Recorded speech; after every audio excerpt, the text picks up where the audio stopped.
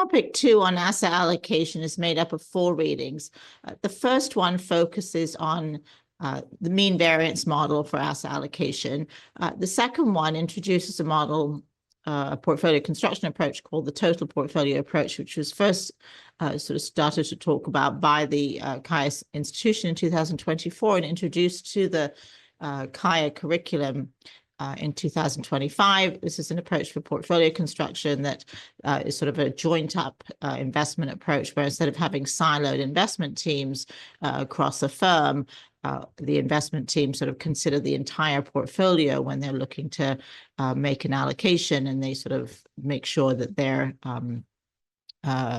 investment actually is sort of better than all possible investments for the entire portfolio, as opposed to just for their particular team. 2.3 looks at other asset allocation models, things like risk parity, for instance, and different sort of broadly sort of top down and bottom up asset allocation models. 2.4 looks at active management factors associated with that in asset allocation and portfolio construction. So looking at measuring active management, the performance of an active manager, for instance, looking at sort of illiquid type investments like private equity, and factors there, including in the secondary market. So begin with the first reading.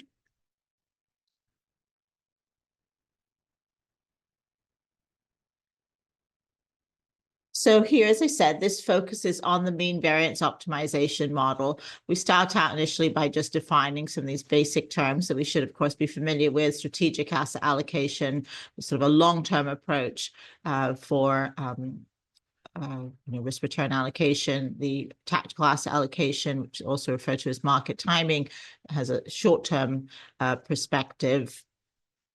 And then we introduced the notion of mean variance optimization, which is based on modern portfolio theory.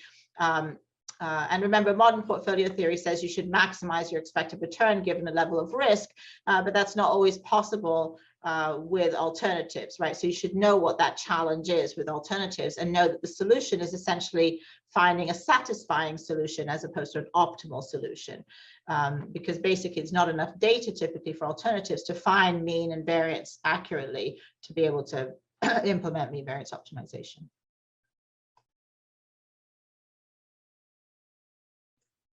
All right. Let's see, some terms. So you should definitely know this dominates. They actually made this into a keyword as well last year. What it means for a portfolio to dominate another, it means it has the same expected return and the same or lower risk, or vice versa, lower risk and the same return. Essentially, it just means that think of every portfolio on the efficient frontier, it dominates all other equivalent portfolios. So that's what the dominate means.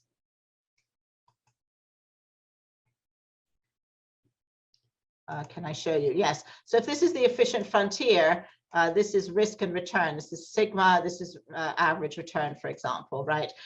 So this portfolio here generates the highest return for this given level of risk. You're going to have other portfolios in the investment opportunity set that have the same level of risk but have lower returns, you see.